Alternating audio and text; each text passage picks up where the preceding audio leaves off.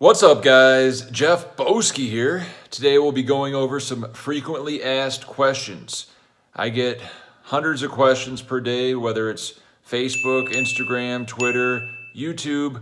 I try to answer them all, but a lot of them are very repetitive. So this video is gonna answer a lot of commonly asked questions. First of all, a very common comment on my YouTube videos is, do you ever win, bro? Usually a common comment when I don't cash a tournament. Well, the harsh reality is I'm not gonna cash in a given tournament maybe 80 to 90% of the time. So you should expect for me to lose, but hope that I win. In the upper right-hand corner of your screen will be a little link that shows all the times that I did win.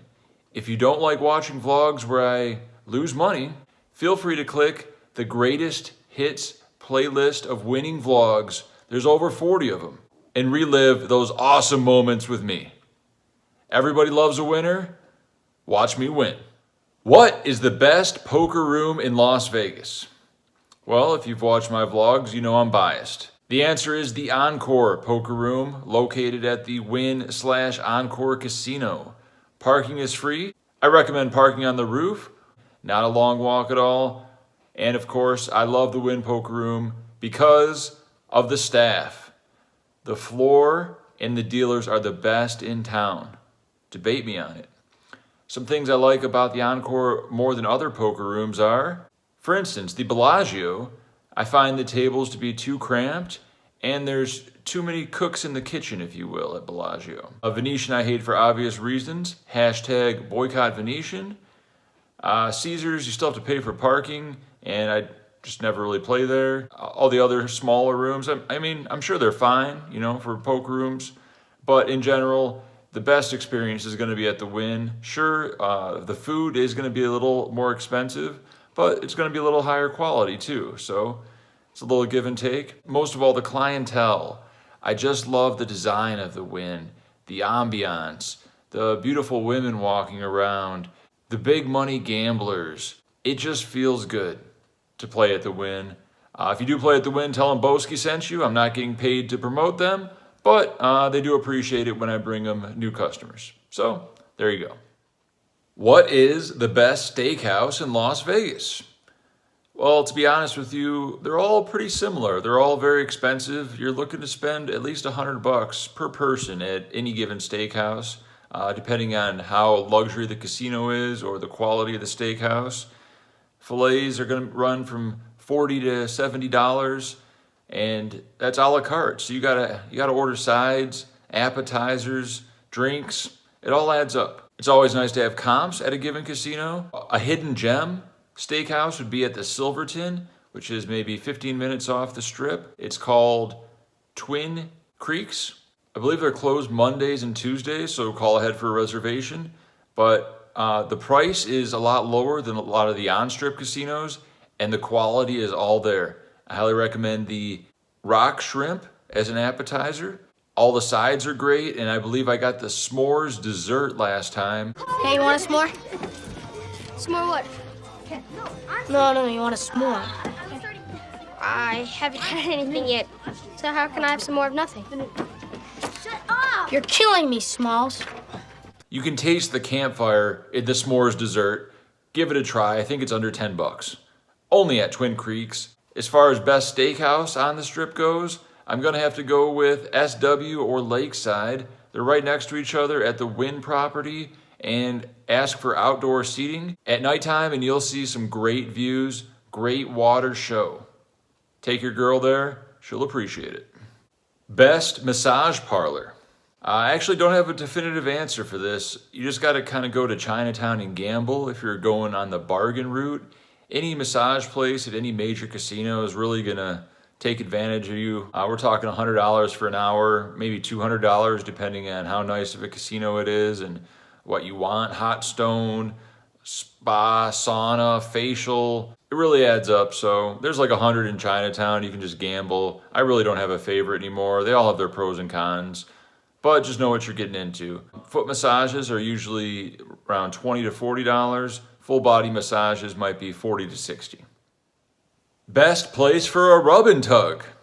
Unfortunately, I do not know the answer to that, but as I've stated in other videos, you have to stereotype the exterior of any given massage parlor in Chinatown to really gauge if they're going to be a rub and tug type of establishment.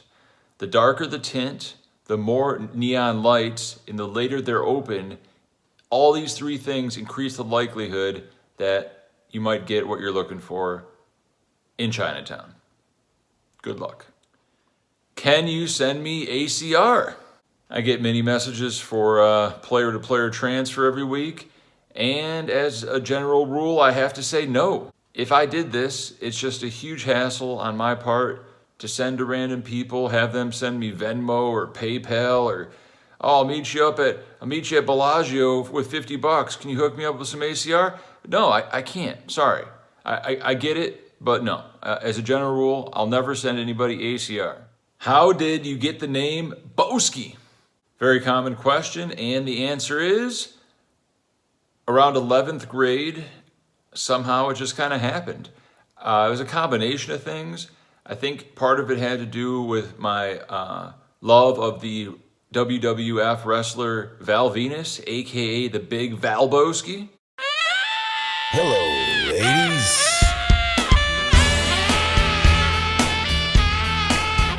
In combination with my last name, which is Polish and very difficult to pronounce. And then I believe the Big Lebowski came out at some point.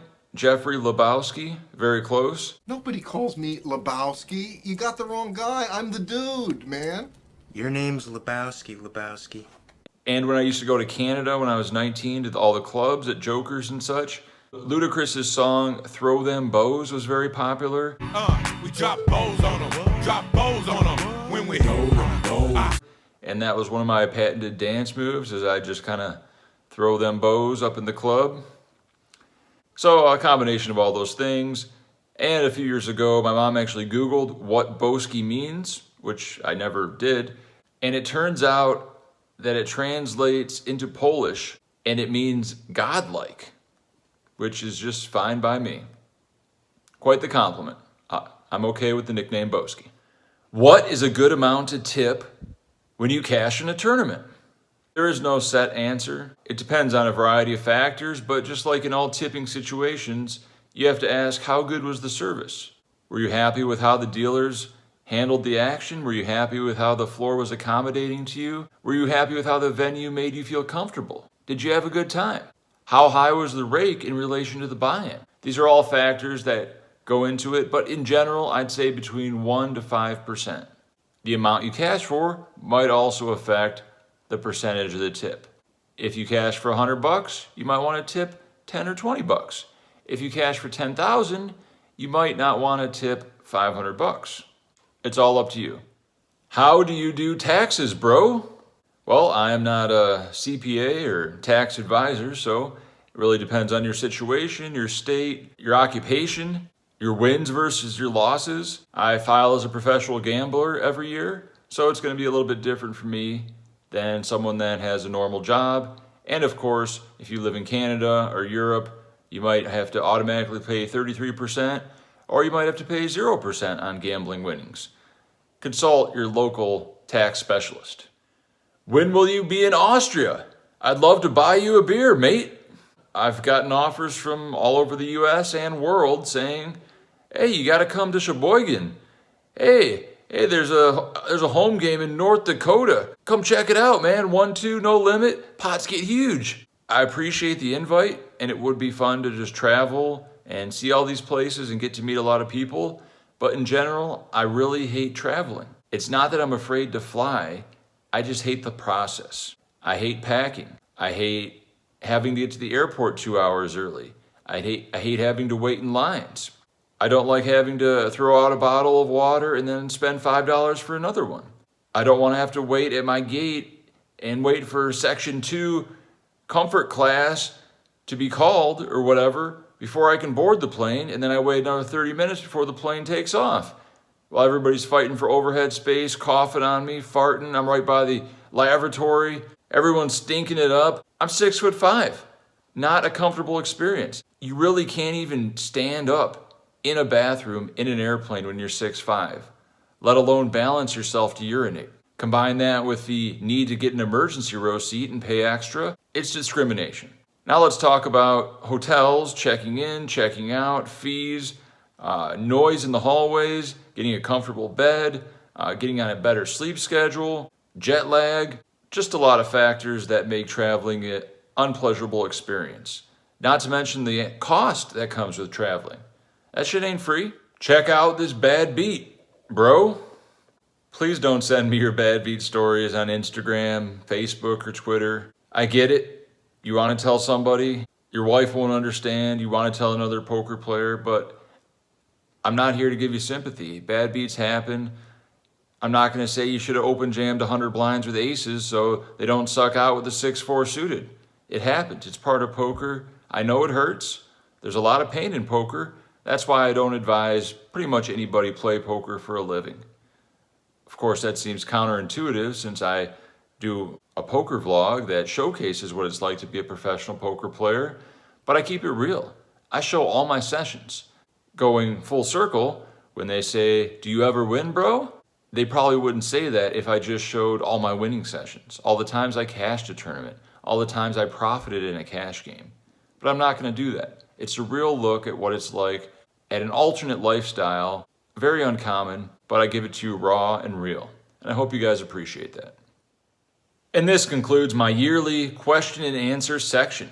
I do appreciate all you guys for commenting, hitting that thumbs up, following me on social media. Check out my Instagram stories on Jeff Boesky Poker. I try to put out a useful tip every day. And of course, follow me on Twitter at ICURARook. I do a lot of giveaways, promote Adopt a Boxer Rescue, give away hats, give out percentages of my tournaments, just to get you guys interactive and get those gambling juices flowing.